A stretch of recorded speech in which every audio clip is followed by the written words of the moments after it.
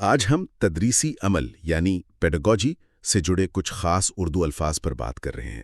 ہمارے پاس essential Urdu pedagogy terminology guide سے کچھ مواد ہے اور اس میں 5 ایسی اصطلاحات ہیں جو بظاہر بہت بھاری بھرکم لگتی ہیں۔ جی بالکل۔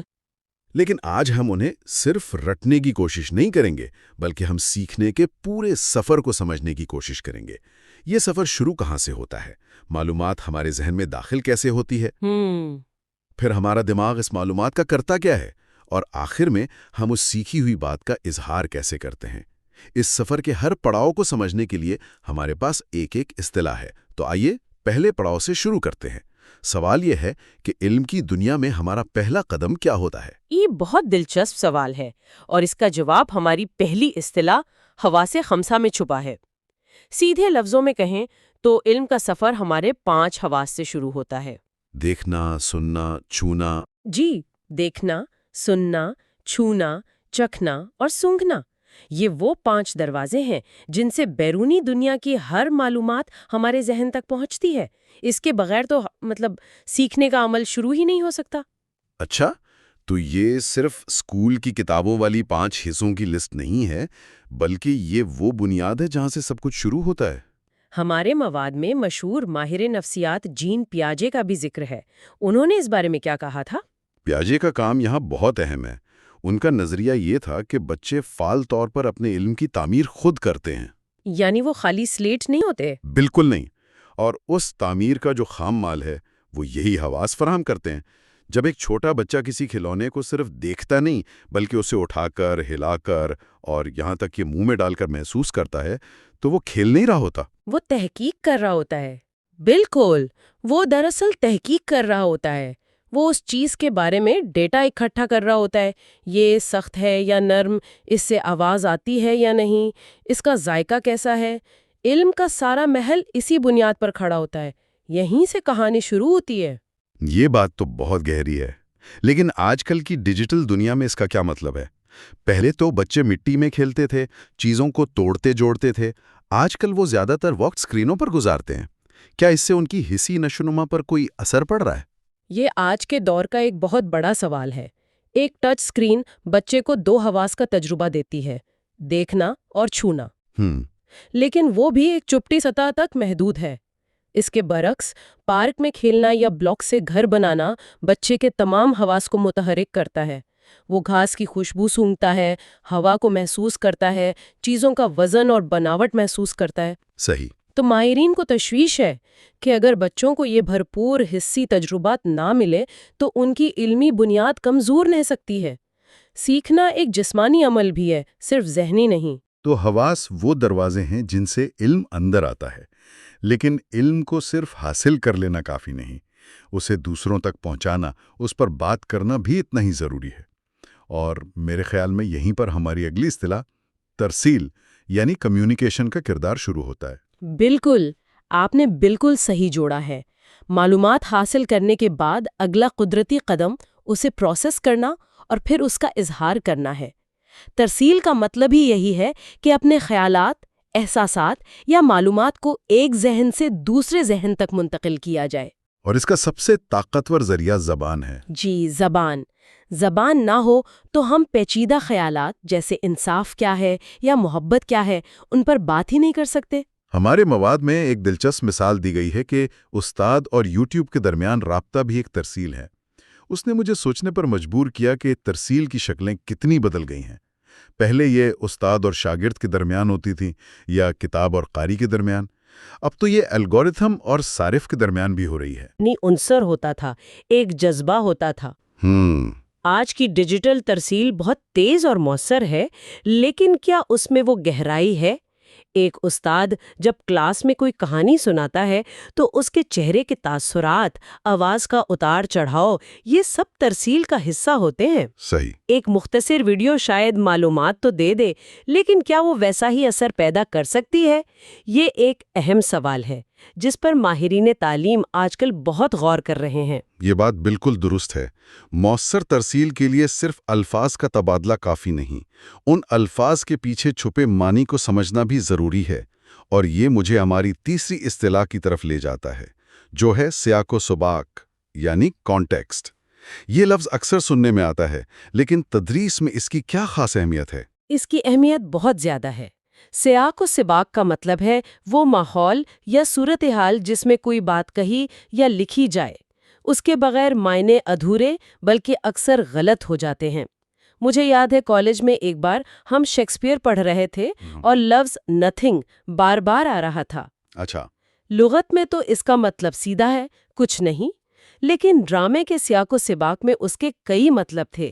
کبھی طنز، کبھی دکھ، کبھی محبت کا خفیہ اشارہ. واہ.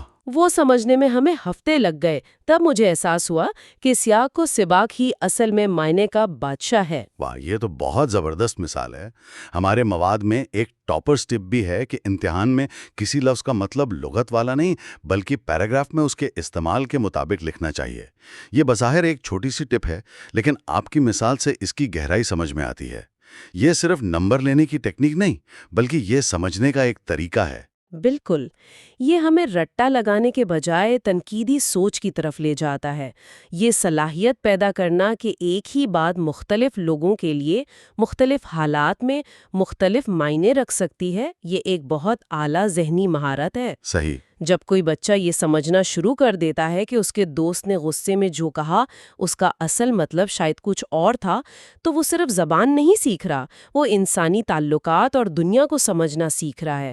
اور یہ سب سیاق و سباق کو سمجھنے کی صلاحیت سے ہی ممکن ہوتا ہے. تو ہم نے معلومات حاصل کرنے یعنی حواس، اسے بانٹنے یعنی ترسیل، اور اسے صحیح طرح سمجھنے یعنی سیاق و سباق کی بات کی. لیکن سیکھنے کا ایک بہت بڑا حصہ تو عمل سے بھی جڑا ہے نا؟ یعنی کچھ کر کے سیکھنا. ہمارے مواد میں ایک اور تکنیکی سا لفظ ہے نفسی حرکی یعنی سائیکو موٹر. یہ سننے میں بہت پیچیدہ لگتا ہے. کیا آپ اسے ہمارے لیے آسان الفاظ میں سمجھا سکتی ہیں؟ ضرور.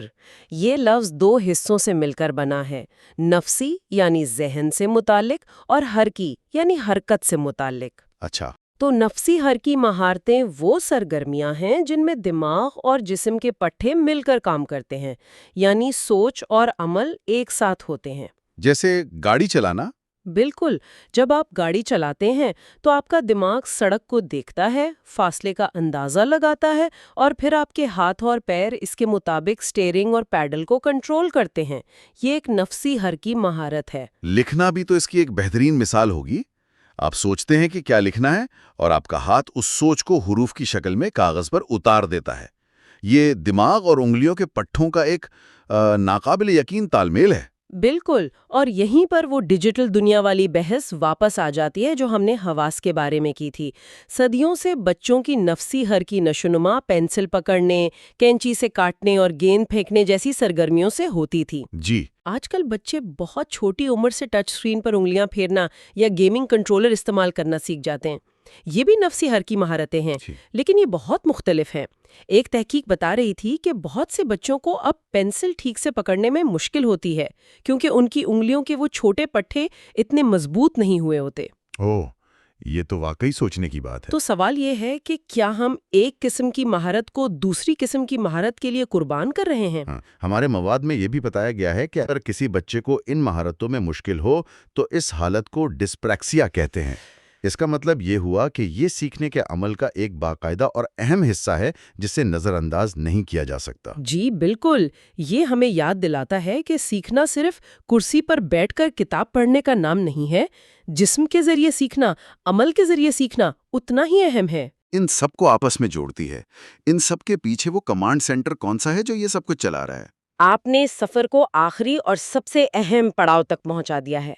وہ کمانڈ سینٹر ہماری آخری اصطلاح ہے، ادراکی یا وقوفی، جسے انگریزی میں کوگنیٹو کہتے ہیں. کوگنیٹو؟ جی.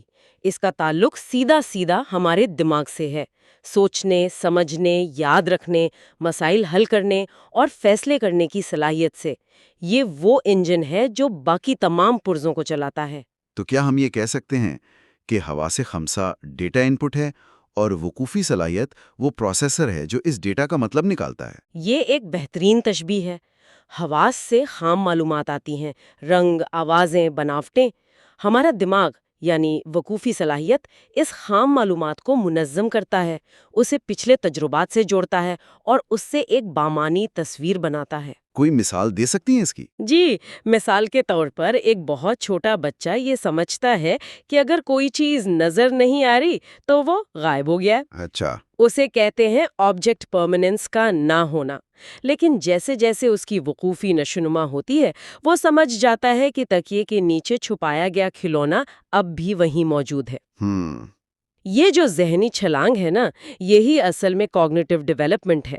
یہ صلاحیت اسے مسائل حل کرنے کے قابل بناتی ہے۔ تو یہ صلاحیت یہ ہے جو ہمیں سیاق و سباق سمجھنے میں مدد دیتی ہے، زبان کے ذریعے ترسیل کو ممکن بناتی ہے اور ہمارے جسم کو نفسی حرکی کاموں کے لیے ہدایات دیتی ہے۔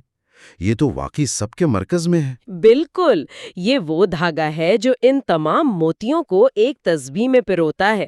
بغیر وقوفی صلاحیت کے حواس سے حاصل ہونے والی معلومات صرف ایک شور ہوگی، ترسیل بے معنی الفاظ کا مجموعہ ہوگی اور نفسی حرکی حرکات بے مقصد ہوں گی۔ یہ سب بہت دلچسپ ہے۔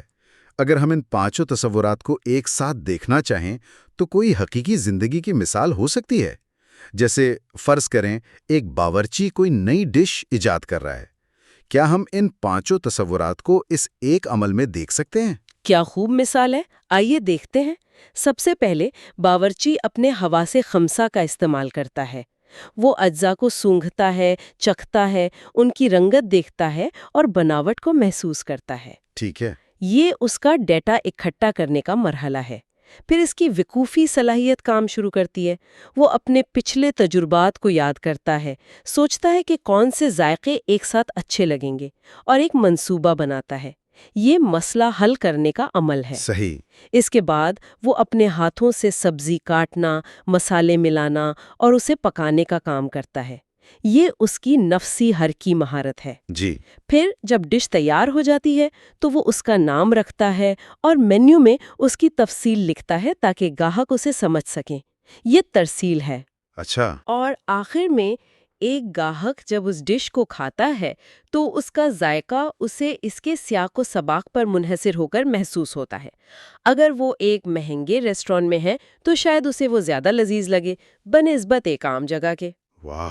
تو جی ہاں، ایک ڈش بنانے کے عمل میں یہ پانچوں تصورات ایک ساتھ رقص کر رہے ہوتے ہیں۔ شاندار! اس ایک مثال نے سب کچھ واضح کر دیا۔ تو آج ہم نے اردو پیڈاگوجی کی 5 بنیادی اصطلاحات پر بات کی۔ یہ صرف امتحانی الفاظ نہیں ہیں، بلکہ یہ وہ کھڑکیاں ہیں جن سے ہم سیکھنے اور سکھانے کے پیچیدہ اور خوبصورت عمل کو جھانک کر دیکھ سکتے ہیں۔ حواس سے لے کر دماغ تک اور دماغ سے لے کر عمل تک، یہ سب ایک دوسرے سے جڑے ہوئے ہیں۔ بالکل۔ اور اس گفتگو کے اختتام پر سوچنے کے لیے ایک نقطہ چھوڑنا چاہوں گی۔ ضرور۔ ہمارے مواد نے اور ہم نے بھی ان تمام مہارتوں کو الگ الگ بیان کیا ہے تاکہ سمجھنے میں آسانی ہو، لیکن غور کرنے کے لیے ایک دلچسپ سوال یہ ہے کہ کیا یہ مہارتیں اصل میں کبھی مکمل طور پر الگ ہوتی ہیں؟ جب کوئی بچہ لکھنا سیکھتا ہے، جو بظاہر ایک نفسی حرکی مہارت ہے، تو کیا اس کی حروف کی وقوفی سمجھ اور جملوں کے سیاق و سباق کو سمجھنے کی صلاحیت کے بغیر یہ ممکن ہے؟ شاید سیکھنا ان الگ الگ خانوں کا مجموعہ نہیں، بلکہ ان سب کا ایک پیچیدہ اور ہمیشہ ایک ساتھ ہونے والا رقص ہے، جس میں کبھی کوئی پہلو آگے ہوتا ہے اور کبھی کوئی دوسرا۔